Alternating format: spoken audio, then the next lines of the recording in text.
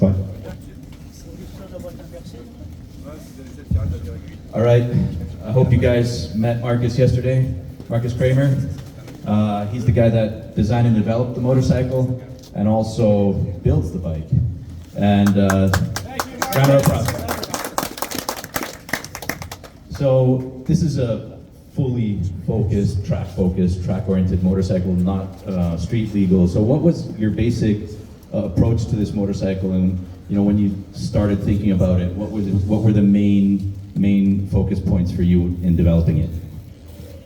I mean, the biggest difference is that we don't take a street bike and convert it to a race bike. We really always start on the white paper and really make a purpose-built, track-only race bike. And if you do that, you can do things different than people who has to get a homologation for the bikes.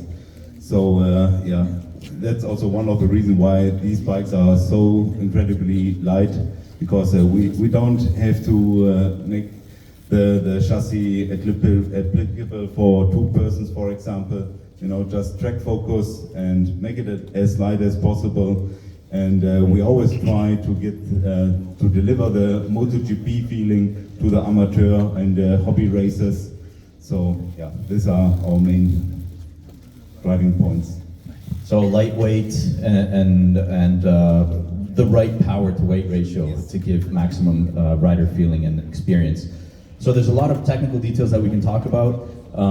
Let's start with the chassis, then move on to the engine, and then give an overview of the electronics and give the riders some idea of how to set the bike up with electronics as well. So let's start from the front and go through the bike.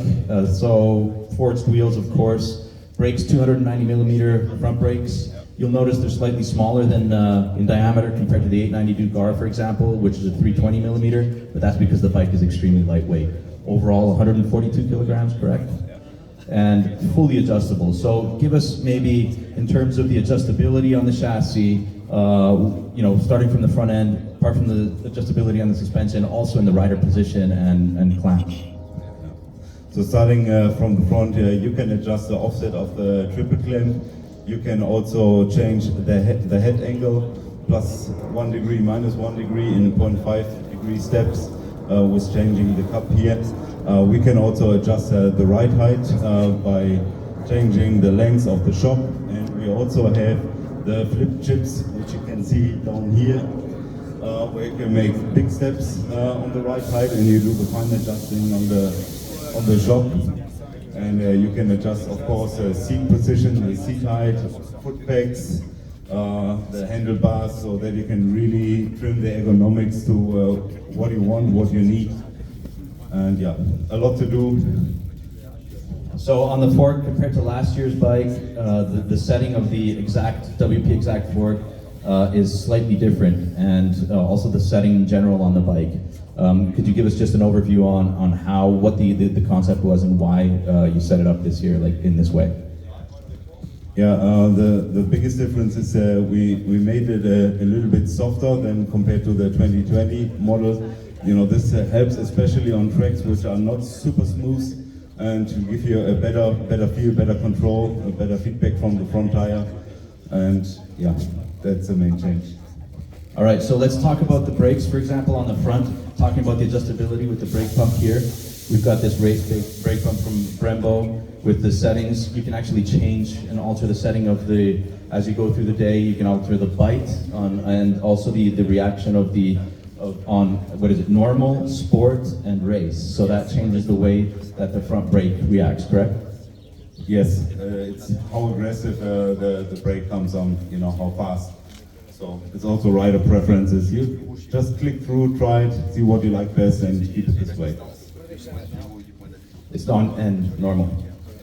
All right, moving towards chromoly frame, steel tube frame. Moving on to the rear of the bike, you'll see the race foot pegs, adjustable on 66 millimeters. Is it in terms of the height? Yes. So really, you can tailor the bike to your riding position. And then the rear subframe is actually incorporates the gas tank, right? Tell us a little bit about the material and the gas tank size as well. The size is 16 liters. The material is cross-linked PE. It's the same material as they use on the Rally Dakar bike. It's very resistant when it comes to an impact, so it's not cracking, it's deforming when you have an impact. So very, very good also when in the case of a crash. And yeah, with this concept we bring the weight down, have the weight more centralized, and where the normal bikes have the fuel here up in the top, we have the airbox with almost no weight. So also improves the handling. All right, so that's the bodywork and the chassis. We have obviously an aluminum swing arm, 180 section rear wheel, rear tire. Let's move on to the heart of the bike, the engine. There's a lot of modifications compared to the standard engine on this bike. You've worked on it a lot, didn't you? So with titanium valves and a lot of machining on the cylinder head, etc. Just give us a quick overview, power figures, and also the exhaust and the Akrapovic exhaust as well. I mean, this credit I have to give to KTM, because the engine development was done in R&D at KTM, so it's really big changes there. We have a bigger throttle body, we have machined inlet ports on the cylinder head, we have titanium valves, we have a Panko piston, titanium con rod.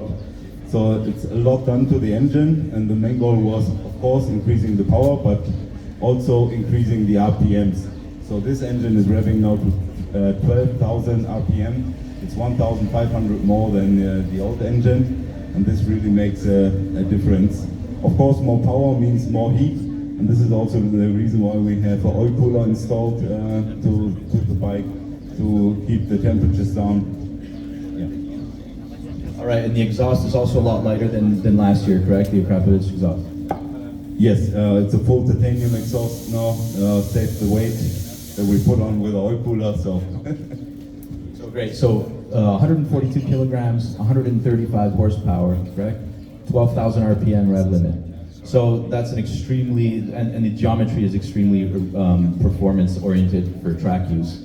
How do we maintain all that performance under control is with the electronics. Let's give an overview of the advanced electronics that are on the bike this year, and maybe how the riders can use the new switch gear on the left here to modify and tailor that electronics for their use. Yeah, also a big improvement is the electronic SSA. On this year's bike, we have same as on last year's bike, we have 2 settings for the engine brake, which you can control on the green button. We have 2 settings for the throttle net. One is set up for dry condition. This is the number 1 in the dash, which is pre-installed. And if you press it, it switches to number 2. This is then a bit more softer and it's for wet conditions. Then we have on the bike the traction control, and with the slip adjuster. Slip adjuster means you have 9 steps to adjust the slip of the rear wheel. Number 9 is most traction control, so it interrupts quite quick, and the further you come to the 0 is no traction control. Yeah, you can just control it with the black buttons. The upper one is for going up the numbers, the lower one for going down the numbers. If you press down, it will stick at number 1. If you really want to go to 0, you have to hold it for 3 seconds, leave it, and it goes to 0, no traction control.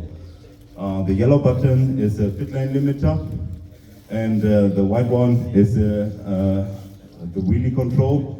You can switch it on and off. So when you ride, you know, I recommend to have it on. And on the outlet, if you want to do a show wheelie, just don't forget to switch it off and make a wheelie.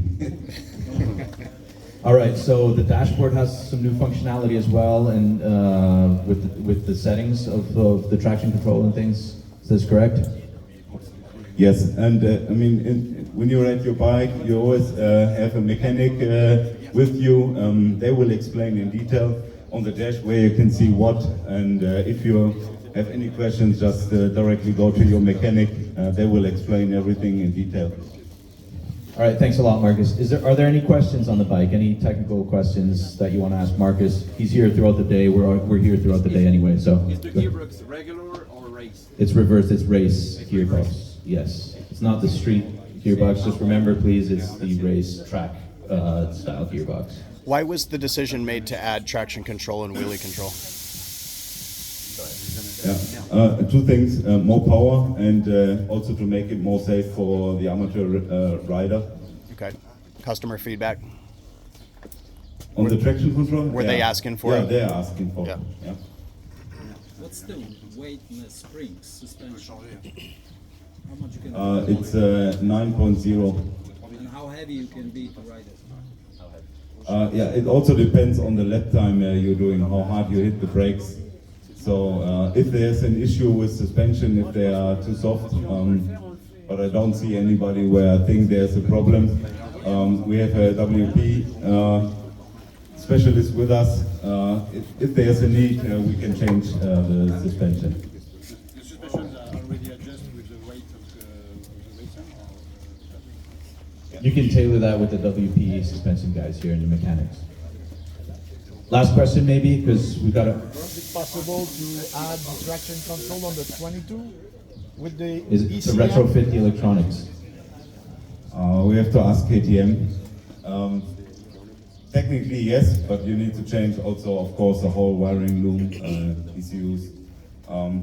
At the moment it's not planned, but we can bring this point to KTM for discussion if they make an upgrade kit. What's the weight distribution static? It's 54% on the front. All right, guys, so Marcus will be here throughout the day. You can ask further questions. Can we just get you, because we're running 5 minutes late, can we just get you behind here, behind the KTM logos for a group